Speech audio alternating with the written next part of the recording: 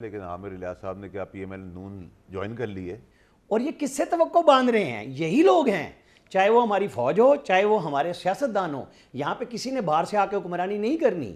آپ کو بندے بھی یہیں سے ڈھونڈنے ہیں، آپ کو لیبارٹری بھی یہی ملے گی، اور لیبارٹری کے اندر لانے والے بھی وہی ملیں گے جنہیں یہ نہیں سمجھ آ رہی کہ ہم کیوں بار بار، ہماری اتنی لیاقت ہے. میں اس کی بات نہیں کر رہا جو لیاقت صاحب اسمبلی چلایا کرتے تھے جس میں واوڈا صاحب موجود تھے. عامر صاحب آپ سن رہے ہیں، بہت نراش ہیں فیصل واوڈا صاحب، اور وہ کہہ رہے ہیں کہ ووٹ کو عزت سے لے کر بوٹ کو عزت تک جو بیانیاں دینے پریکٹیکلی کام کرنے والے لوگ کس منہ سے سیاست کریں گے اس ملک میں؟ ان کو تو کیا کہتے ہیں سر، اس کو یاٹ کہتے ہیں، میں یاٹ میں بٹھا کے نا بم سے اڑا دینا چاہیے. انقلابی ہو گئے فیصل صاحب. عامر صاحب، میں نے ان کا انقلاب دیکھا تھا جب یہ کہہ رہے تھے کہ ریڈی والا بھی ٹیکس دے گا اور مہینوں میں نہیں دنوں میں دے گا. اگر ہم اس طرح کی گفتگو پہ جائیں تو پھر تو ساروں نے یہی کچھ کیا ہے نا، کیونکہ اس گفتگو میں انہوں نے بتایا کہ 75 سال میں سے 65 سال ہم نے جمہوریت بیچی. تو سارے فوجی مارشاء اللہ ایڈمنسٹریٹر سارے کے سارے ماشاء اللہ بڑے جمہوریت پسند تھے. مطلب اگر ہم ہسٹری اس طرح بیان کریں گے، فراوانی میں تو ہم سب کچھ بول سکتے ہیں نا، جذبات میں بول سکتے ہیں، روانی میں بول سکتے ہیں، لیکن حقیقت بھی تو بولیں نا کہ اس ملک کو چلایا کس نے اور یہ کس سے توقع باندھ رہے ہیں. یہی لوگ ہیں، چاہے وہ ہماری فوج ہو، چاہے وہ ہمارے سیاستدان ہو. یہاں پہ کسی نے باہر سے آ کے حکمرانی نہیں کرنی. آپ کو بندے بھی یہیں سے ڈھونڈنے ہیں، آپ کو لیبارٹری بھی یہی ملے گی، اور لیبارٹری کے اندر لانے والے بھی وہی ملیں گے جنہیں یہ نہیں سمجھ آ رہی کہ ہم کیوں بار بار، ہماری اتنی لیاقت ہے. میں اس کی بات نہیں کر رہا جو لیاقت صاحب اسمبلی چلایا کرتے تھے جس میں واوڈا صاحب موجود تھے. میں اس لیاقت کی بات نہیں کر رہا کہ وہ بٹھا کے کس طرح ووٹ ڈلوایا کرتے تھے، میں ان کی بھی بات نہیں کر رہا. میں ویسے قابلیت کی بات کر رہا ہوں کہ آپ اور ہم کہاں بیٹھے ہیں. ہمیں بات کرنی چاہیے کہ اگر آپ کو پاکستان چلانا ہے، آپ کو کچھ مسائل پہ گفتگو کرنی پڑے گی، طے کرنے پڑیں گے معاملات کہ ہم یہ 4-5 چیزیں ہیں جس کو ہم نہیں چھوڑ سکتے. آنے والوں کو لکھ کے بٹھا کے فارمولہ بنا کرنا پڑے گا. آپ کے نزدیک ان کی آواز بڑی ڈسٹارٹ ہو گئی، کیا خطرناک ہے جی؟ آپ کو کلیئر آ رہی ہے؟ مطلب یہ آپ اور ہم کیا بات کر رہے ہیں؟ آپ اور ہم اتنی گفتگو پہلے کرتے ہوتے تھے جتنی آج کسی ڈی جی آئی اور سابق آرمی چیف پہ بات ہو رہی ہے کبھی ہوتی تھی؟ یہ سب کو کرائی گئی ہے نا گفتگو، لوگوں کو راستہ دیا گیا. تو نواز شریف وہی بات کر رہا ہے، اس کے بعد ہی قابل قبول بھی ہوئے، ان کو بھیجا بھی گیا، انہوں نے لندن سے بھی جا کے بات کی. آپ اور ہم کیا نئی بات کر رہے ہیں؟ نواز شریف نے کون سی نئی بات کی؟ انہوں نے وہی دہرایا کہ مجھے 17 اور 18 میں کس نے الیکشن ہرایا تھا. مجھے یہ بتائیں 17 اور 18 میں نہیں سر، مجھے نہیں اپروول کی بات نہیں کر رہا، یہ ماحول کی بات ہے. اپروول پہ بات 17-18 میں ہو رہی تھی جب ایک بیانیہ بیچا جا رہا تھا، لوگوں کو کرپٹ بتایا جا رہا تھا، اور پھر ان کے ساتھ دوبارہ بنایا گیا، ان کو راستہ بنایا گیا. مجھے سمجھ نہیں آ رہی، آپ بیچ میں بار بار بات کر رہے ہیں، میں خاموش ہو جاتا ہوں اگر میری آواز نہیں آ رہی ہے. آپ کی آواز مجھے باقیوں کو آ رہی ہے، لیکن مجھے ذرا جو آپ کنٹینیو کریں. جی ہاں، میں یہ بات کہہ رہا ہوں کہ آپ کو اور ہمیں اس پرانے گھسے پٹے بیانیے سے نکل کے پاکستان کو چلانے کی طرف جانا پڑے گا. اگر آپ اور ہم یہ سمجھتے ہیں کہ آج ہمارا حل یہاں وہ انویسٹمنٹ لانا ہے جس کے ذریعے ہم ایکسپورٹ کر سکیں گے، قرضے ہمیں ابھی نہیں مل رہے. سر یہ تو بڑا انقلابی بیانیہ ہے فیصل صاحب کا کہ سب کو کشتیاں بٹھا کے بم چھوڑا. آپ کچھ کہنا چاہ رہے تھے؟ میں دوبارہ تو عامر بھائی آپ کی طرف، بھائی ان کی آواز ٹھیک کریں. یہ دیکھیے، عامر الیاس صاحب کے ساتھ میرا بڑا عزت کا رشتہ ہے، لیکن عامر الیاس صاحب نے کیا پی ایم ایل نون جوائن کر لی ہے؟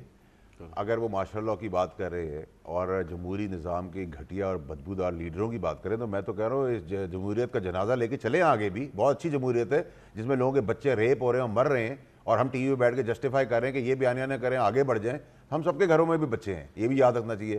اور جو بھوک اور اخلاص کی پوزیشن ہے لوگوں کے پاس کہ روٹی خرید نہیں سکتے، 350 روپے کا پیٹرول ہے، اور 16 مہینوں کے اندر اپنے کیسز بغیرتوں نے بند کروا کر قرضے لے کے ملک سے بھاگ گئے، اور ایک ہی رات میں آتے ہیں سب قرضے کا سارے کیسز معاف کراتے ہیں اور نیب کی قوانین بناتے ہیں. اگر یہ 16 سال کی پرفارمنس ہے، اس جمہوریت کو عامر الیاس صاحب جسٹیفائی کر رہے ہیں، تو میں تو ان کے آگے کچھ نہیں بول سکتا، میرے سینئر ہیں. بھٹی صاحب آپ کس طرح دیکھتے ہیں؟ آپ جسٹیفائی کرتے ہیں یا آپ کو لگتا نہیں کہ فیصل واوڈا صاحب کی بات جتنی بھی درست کیوں نہ ہو لیکن ہمارے پاس چوائس تو اور کوئی نہیں ہے؟ یہی پولیٹیشنز ہیں، ان کو آپ بدبودار کہہ لیں، کرپٹ کہہ لیں، یہ عوام کے مینڈیٹ سے بھی آتے ہیں، عوام کا ووٹ لے کر بھی آتے ہیں، ان کو نااہل کہہ لیں، نکما کہہ لیں، واٹ ایور، ان کو پھینک تو نہیں سکتے. دیکھیے، پہلی بات تو یہ ہے کہ اس ملک یہ کیسا بنانا ریپبلک ملک ہے، بنانا ریپبلک نظام ہے، اور یہ کیسا بنانا ریپبلک قسم کی جمہوریت ہے کہ ایک مفرور اور مجرم کہہ رہا ہے کہ میں احتساب کروں گا. کس کا؟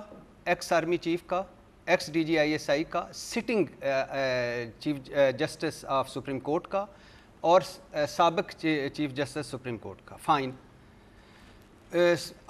سوال یہ ہے کہ نمبر 3 سوال میں ہمیشہ پوچھتا ہوں، کوئی جواب نہیں دیتا۔ پہلا سوال یہ ہے کہ اگر یہ مجرم ہیں تو بقول خواجہ آصف آپ ان کے ساتھ مجرموں کے ساتھ ڈیل کر کے لندن کیوں گئے؟ اگر یہ مجرم ہیں تو آپ نے مجرم کو ایکسٹینشن کیوں دی؟ اب قرآن پر حلف لے کر اور کہا کہ بار بات نہیں جانی چاہیے۔ اگر یہ مجرم ہے تو 15 مہینے میری حکومت تھی، بھائی کی حکومت تھی، بات شروع کر لیتے کہ بھائی جان یہ ہماری حکومت آ گئی، ہم نے اپنا کیپٹل کیا لاس کرنا تھا، اپنی ریاست بچا لی، لیکن یہ ہمارے مجرم ہیں، ان کا کریں۔ اتنی جھوٹ، اتنی منافقت، اور پھر اس کو گلیمرائز کرنا کہ بیانیہ ہے یہ۔ تو بھٹی صاحب آپ کے حساب سے یہ کیسا بیانیہ ہے یار؟ عمران خان ویسے آؤٹ ہے پولیٹکس سے، نواز شریف کو آپ کہہ رہے ہیں سیاست کرنے کا حق نہیں ہے، میں زرداری صاحب کو بھی کیا کریں؟ کس نے کہا ہے نواز شریف کو سیاست کرنے کا حق نہیں؟ کریں، اس کی مرضی ہے، وہ جو جس طرح چاہے گا بیانیہ بنا تو میری مرضی ہے نا، میری مرضی ہے، میں جس طرح اس کا جواب دینا چاہوں، ٹھیک ہے، میں اس کی مرضی پہ چلوں گا، یا میں عمران خان کی مرضی پہ چلوں گا، یا وہ سمجھتے ہیں کہ اس ملک کو تباہی دوچار کیا ہے کچھ لوگوں نے۔ اور بھائی تو ڈیل کیوں کی؟ رکے رہتے ہیں نا، جب بھی ملک کو ان کی ضرورت ہوتی ہے، کبھی لندن بھاگ جاتے ہیں، کبھی جدہ بھاگ جاتے ہیں، پہلی بات۔ دوسری بات ہے پہلے اپنا تو حساب دو یار، اپنا حساب دو۔ تو سرنڈر کرنے آ رہے ہیں کورٹ کے آگے، اتنے اتابلے کیوں ہو رہے ہیں بھائی جان سرنڈر کیا کہا گیا؟ مسلم لیگیوں نے بتایا کہ رسک زیرو ہو چکا ہے، گارنٹی مل چکی ہے، یہ سرنڈر ہے۔ سرنڈر کتنے 4 سالوں کے لیے گئے تھے، علاج کروانے کے لیے گئے تھے، یورپ جانے کے لیے گئے تھے، سعودی عرب جانے کے لیے گئے تھے، دبئی جانے کے لیے گئے تھے، فیکٹری کے وزٹ کرنے کے لیے گئے تھے، عمران خان کی حکومت گرانے کے لیے گئے تھے۔ کیسے پھر نیلسن منڈیلا بن جاتے ہیں؟ یہ جھوٹ اور منافقت نہیں چلے گی۔ ہمارے مسائل وہ نہیں رہے، ہم بات یہ کرتے، جیسے میں نے آپ کو اس دن بھی کہا تھا، آخری جملہ، بات یہ کرتے کہ پاکستان اس وقت مشکل میں ہے، بڑی پریشانی میں ہے۔ اگر یہ ان میں کوئی تھوڑا سا بھی رتی بھر، لیکن فطرت اور عادت نہیں نا بدلتی۔ اب انہوں نے کہا عمران خان مقبول ہو گیا اینٹی اسٹیبلشمنٹ، تو ذرا میں بھی شہید ہو جاؤں۔ بھائی شہادت کے لیے یہاں رہنا پڑتا ہے۔ پی ٹی آئی کو تو خوش ہونا چاہیے کہ ان کے بیانیے کے ساتھ تو بیانیہ نواز شریف صاحب کا مل رہا ہے، پی ٹی آئی خوش ہونا چاہیے۔ میں ایک بریک کے بعد یہ بات جاری رکھوں ذرا، آپ کچھ کہنا چاہ رہے ہیں؟ بڑے بےتاب ہوئے میں، کیونکہ ایک تو یہ تار ٹھیک ہوگی کہ عامر صاحب کی آواز باقیوں کو تو آ رہی، مجھے نہیں آ رہی تھی۔ عامر صاحب یہ ضرور آپ کے بریک سے واپس آؤں گا تو آپ کے پاس ہی آؤں گا۔ شہباز شریف صاحب کا لندن جانا 2 دن کے وقفے کے ساتھ، تاثر یہ مل رہا ہے کہ شاید وہ میاں صاحب کچھ سمجھانے گئے بیانیے کے حوالے سے، یا وہ کیا کرنے گئے۔ عامر ریاض رانا صاحب اسلام آباد میں خبریں بہت ہوتی ہیں، تو جاننے کی کوشش کرتے ہیں کہ شہباز شریف صاحب افراتفری میں مریم صاحبوں کے پیچھے پیچھے کرنے گئے لندن میں، جبکہ نواز شریف صاحب تو خود 21 کو آ رہے ہیں پاکستان۔ تو یہ حساب تو ادھر ہونا چاہیے تھا ان کے استقبال کے لیے، واپس کیوں چلے گئے with in the span of 2 days؟ ایک بریک کے بعد جی۔